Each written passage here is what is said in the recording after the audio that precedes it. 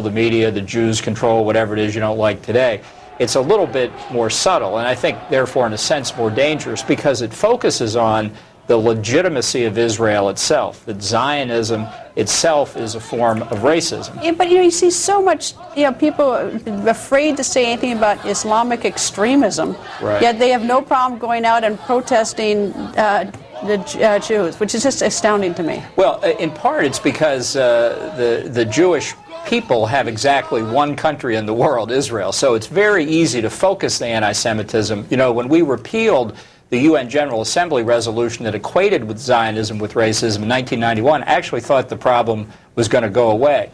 But it hasn't. You can see it now in the activity of the UN Human Rights Council, the UN High Commissioner for Human Rights, and a lot of the European attitudes toward Israel, I think, reflect a very poorly disguised anti-Semitism. Well, it's one thing to have a catalyst like a war and people take sides and picks it, but even without the war, I mean, you said this has been going on for decades, and unfortunately, you can't legislate against someone being a bigot. I mean, it's really hard to make someone who's a bigot not a bigot, but you would think, especially in countries like Germany, they'd be particularly sensitive to this issue, and they would they would work at least towards trying to put the lid on it. Well, I have to say, Chancellor Merkel has spoken out against it, and I think she's to be commended. What I worry about is that our government has not spoken to the question, not the President, and even worse, the Secretary of State has sidled up to anti-Semitism. I want to be very careful here. I'm not saying they're anti-Semitic.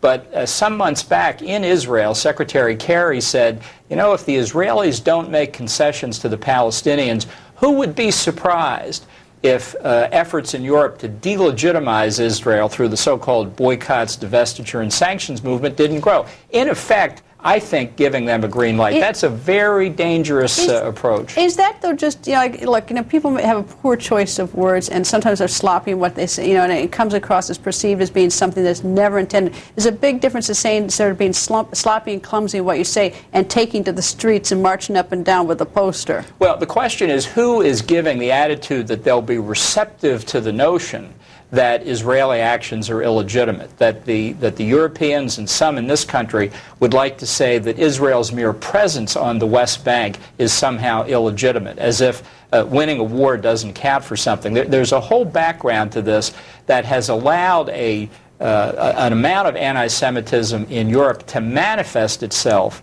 through apparently being opposed to specific Israeli policies, but which really is anti-Semitism. Well, the bigotry is just horrendous, and it's going to get worse, I think, unfortunately. And I suspect it's going to get worse as well. Ambassador, thank you, sir. Thank you.